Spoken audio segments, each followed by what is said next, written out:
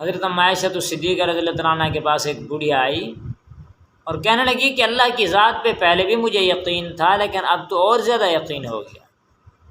حضرت عائشہ صدیقہ رضی اللہ عنہ نے پوچھا کہ کیا بات ہے، کیا واقعہ ہوا؟ کہنے لگی کہ میں گھروں کے اندر کام کرتی تھی اور یہ عام دستور ہے کہ جس گھر کے اندر کوئی کام کرتا ہو، کوئی چوری وغیرہ ہو جائے تو اسی بیچارے نوکر پر ہی سارا کا سارا ڈال دیتے ہیں کہ تو نے یہ سارا کام کیا۔ تو کہنے لگی کہ ایک مرتبہ چمڑوں کے اندر وہ لوگ اس وقت وہ بڑھیا حضرت عائشہ صدیقہ رضی اللہ عنہ کو واقعہ سنا رہی تھی اپنا، کہنے لگی کہ چمڑوں کے اندر ہیرے سی دیتے تھے اور بچوں جو ہے اسے پہنتی تھی، بلیک کلر کا ہے، لال کلر کا ہے اور پیارے بھی لگتے تھے۔ ہیرے جڑے ہوئے تھے ایک چمڑے کے اندر اور ایسے ہی بہر پڑا ہوا تھا۔ ایک پرندے کو محسوس ہوا کہ لگتا ایسا ہے کہ یہ کوئی گوشت کا ہی لوتھڑا ہے، تو اس نے آ کر کے اٹھا لیا اور وہ پرندہ اٹھا کر کے لے کے چلا گیا۔ میں دیکھ رہی تھی، جب انہوں نے مجھ سے پوچھا تو میں نے یہی کہا کہ مجھے نہیں پتا، ہاں میں نے پرندے کو دیکھا تھا وہ لے کے جا رہا تھا۔ انہوں نے کہا یہ تو چور ایسے ہی جھوٹ بولتے ہیں، کون کہے گا کہ میں نے چوری کی ہے، بس آپ نے ہی کی ہے اور پرندے پہ ڈال رہے ہیں۔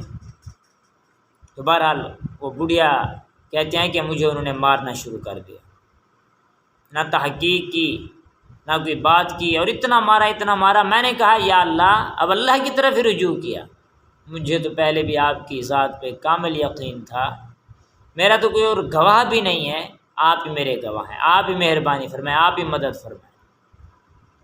بس یہ دل کے اندر جب انسان اللہ سے تعلق جوڑ لیتا ہے تو اللہ تبارک و تعالیٰ اس کی سن بھی لیتے ہیں۔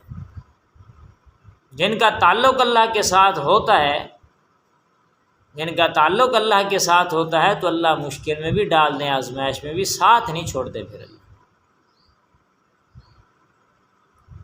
اور پھر یہی کچھ ہوا، اس کا تعلق جیسے اللہ کے ساتھ جڑا تو اتنے میں پرندہ آیا،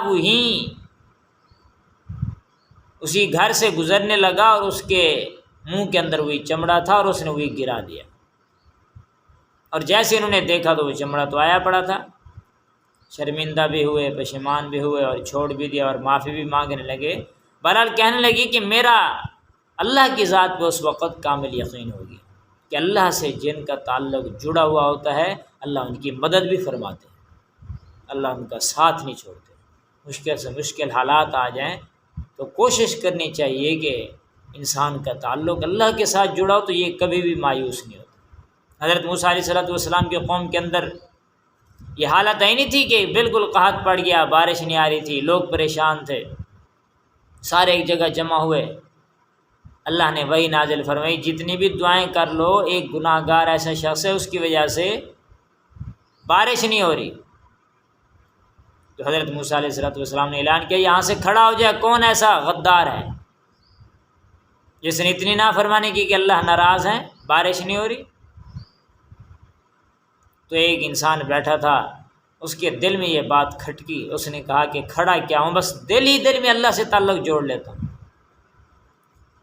دل ہی دل میں اسی وقت اللہ سے توبہ کی، استغفار کیا، اللہ کے ساتھ تعلق جوڑا، یا اللہ مجھے معاف کر، یا اللہ مجھے بخش دے، یا اللہ میں بڑا گناہ گار ہوں، خطا کار ہوں، سیاہ کار ہوں، میں عاجز ہوں، کمزور ہوں، مجھے معاف فرما۔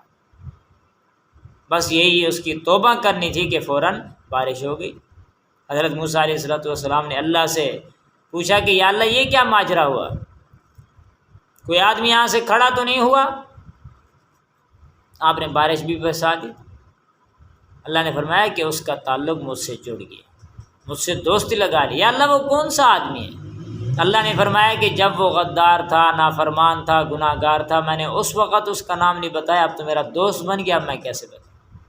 تو اللہ کی ذات غفور الرحیم ہے، بخشنے والی، رحم کرنے والی ذات ہے۔ ہمیں چاہیے کہ ہم سچے دل کے ساتھ توبہ کریں، گناہ ہو جاتا ہے پھر توبہ کریں۔